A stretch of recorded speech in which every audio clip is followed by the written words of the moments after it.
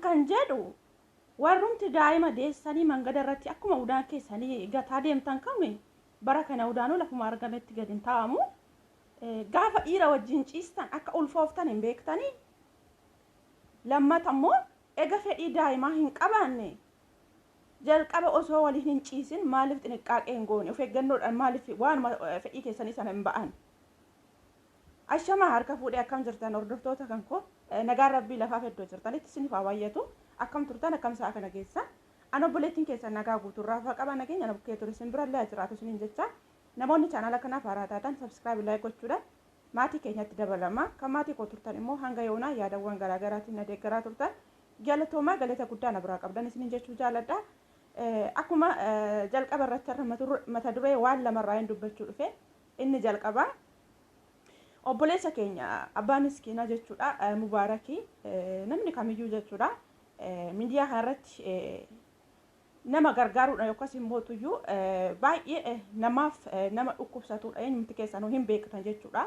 Haa ta'u malee har'a mootu inni illee sa'aatii kanatti jechuudha yeroo hunda isa yaamaa bakka rakkatanitti nama kamiifiyyuu sagalee ta'aa ture dirqama har'a immoo isaaf sagalee ta'uu yookaas immoo har'a isa hin barbaachisan jechuudha. Innis maalidha namni maallaqa qofaanii miti kan wal gargaaru akkuma inni jalqaba jedhettu kadhannaa keessan na barbaachisa. Kadhannaa keessan akka amantii keessaniitti jedhe haa ta'u malee jechuudha ammas waaqayyoon dhuma isa bareechee nagaa rabbiin nama ilmoo isaatti deebi'u isa haa taasisu amma dhumaatti isa waliin ta'ee isa haa fayyisu wanti hundumtuu sababa ta'eeti kan nama fayyisu jechuudha. Kanaaf iyyuu jechuudha namni kamiyyuu jechuudha akka amantaa keessaniitti kadhannaa godhaafiidha. Maaliif jennaani kadhannaan waan hundumarrayyuu barbaachisaa sababa ta'eef waaqayyo isa haa fayyisu. Rabbi amma dhumaatitti waliin ta'ee maatii isaatitti isaa deebisu jedhaatii kadhannaa godhaafi gama kootiin dhugaa rabbii jechuudha. Maaliif jennaani yeroo baay'ee jechuudha namni irra aantee yoo faaratti itti ulfaate humna isaatii ol ta'e malee fuula miidiyaa ba'ee hin dubbatu ilmi dhiiraa keessattuu jechuudha. Ammootu immoo kadhannaa keessaniin akkuma inni jedhee kadhannaadhaan duuka dhaabbadha. Akkasumas immoo sa'aatii kanatti gargaarsi illee isa barbaachisa. Maaliif waan qabdanii waan qabnuun duuka dhaabbachuun dirqama oromummaati jechuudha. Kanaaf abdii geetochuutis viidiyoo hojjetee ture argeen ture mana isaatti jechuudha. Gargaarsa mana kootti akkasumas immoo mana Mansuur Jamaattis jedhee jira. Kanaafuu hundi keenya iyyuu jechuudha waan qabnuun duukaa haa dhaabbannu obboleessa keenya kana waaqayyo mootu waan hundumaa sababa godheetooni isa haa fayyisu. Kanaaf akka amantaa keessanitti kadhannaa godhaa fi akkasumallee hamma dandeettii keenya kallattii kamiinuyyuu jechuudha duukaa dhaabbachuu nurraa eeggaman isiniin jedha obboloota kan koo jechuudha. Dirqama ilma namaa jechuudha. Maaliif namni nama ta'eetooni jechuudha namni rakkinni isa mudanne sababa hin jirreef hundumtuu ni rakkata. Ammootu waaqayyo nama jaalatu hin fattanaa. Fatanaa san keessa mootu ammam yoo rakkatan iyyuu waaqayyoon ammaarraruu miti jechuudha. Maaliif namni hin dhukkubsatallee hin fayyada. Waaqayyo nu fayyisi jedhu malee maaf nu dhukkubsitee maaf hin dhukkubsadhe jedhanii ammaarraruun tasuma namarraa hin eeggamu. Kanaaf hundi keenya iyyuu duukaa dhaabbachuun dirqama nutti haa ta'uun isiniin jedha. Sanatti aansuudhaan akkuma miidiyaa irratti argee jechuudha. Dhugaa rabbii yeroo hunda abdii geetachuu jechuudha. Waanuma ijoollee daa'ima gatamtee waqaa hundumaa gizee hunda wantoonni inni peejii isaa jalatti hannoo jedha jechuudha.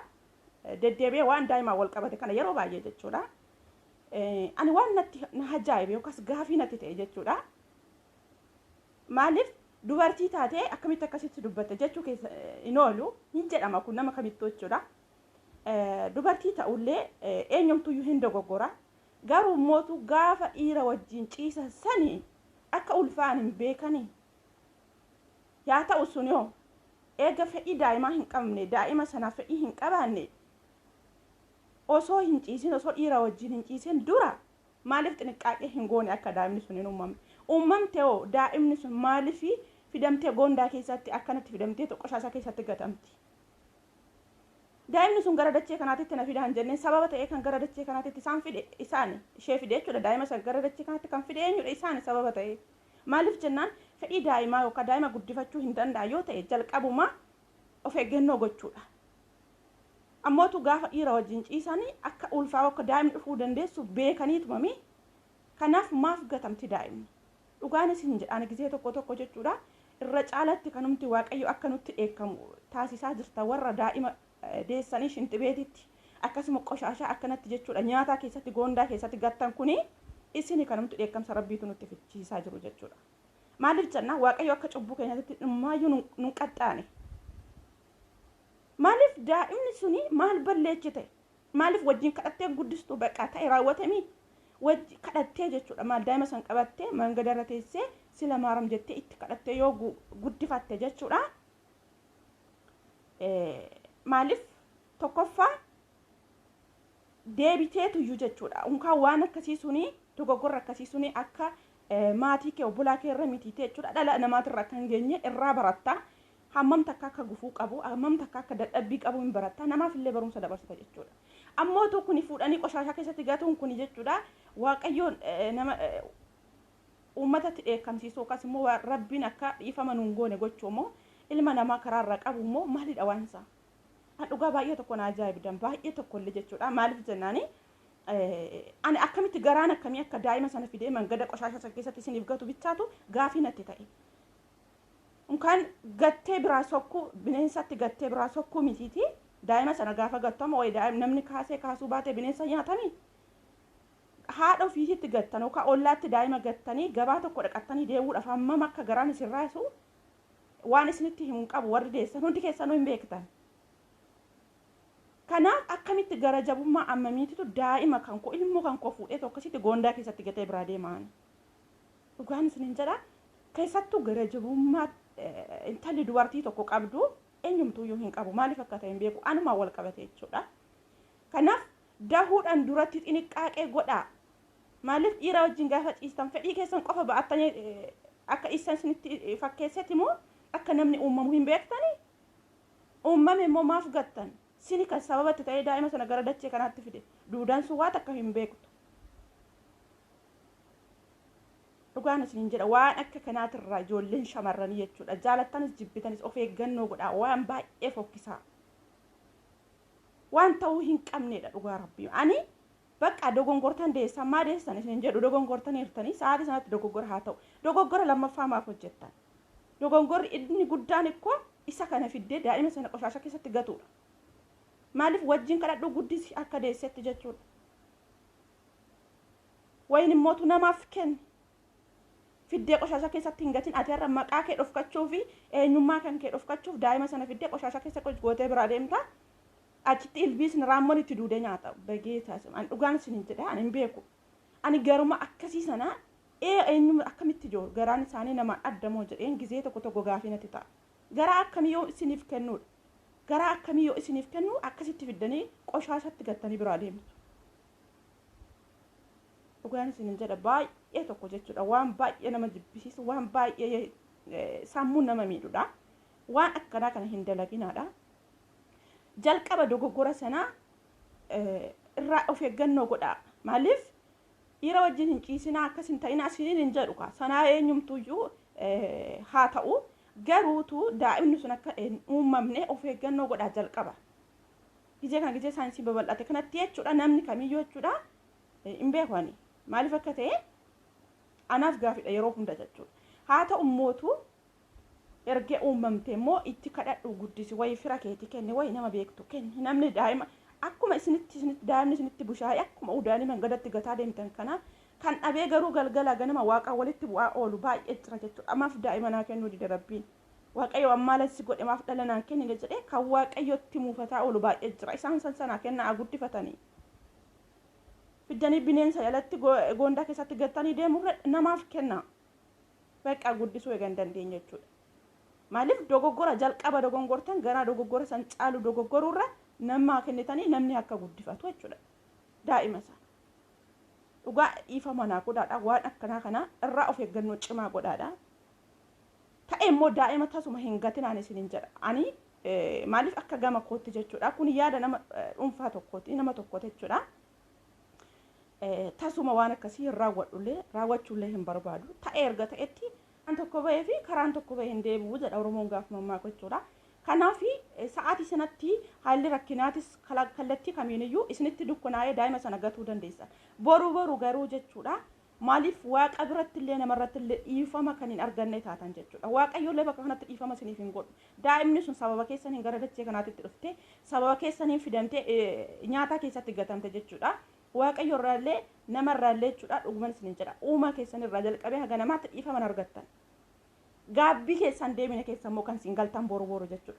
Tarii daa'ima har'a gattan kana dhabuu dhufa boru gaafa of taatanii yookaas immoo har'a sababa rakkinaatiin gattan kana boru argattanii manni keessan guutee golli keessan guutuu ta'ee gaaf sana immoo yaa Waaqayyo daa'ima nuu kenni jettanii daa'ima sana dhabuu dandeessan.